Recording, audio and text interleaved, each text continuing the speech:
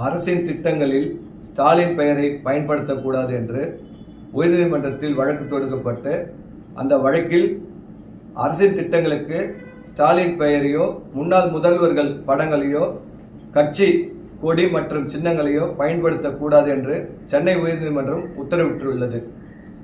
அந்த வழக்கினை முன்னாள் அமைச்சர் திரு சி.வி. சண்முகம் அவர்கள் வழக்கு தாக்கல் செய்திருந்தார். அந்த வழக்கில் மூத்த வழக்கறிஞர் விஜயநாராயணன் அவர்கள் ஆஜராகி வாதாடினார்.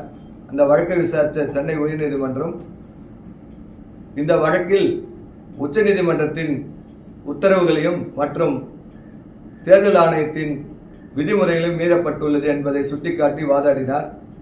அந்த வழக்கினை ஏற்றுக்கொண்ட உயர்நீதிமன்றம் இதுபோன்று தனிநபர் பெயர்களையும் கொடிகளையும் சின்னங்களையும் பயன்படுத்தக்கூடாது அரசு திட்டங்களுக்கு என்று கூறி தடை உத்தரவு விதித்துள்ளது.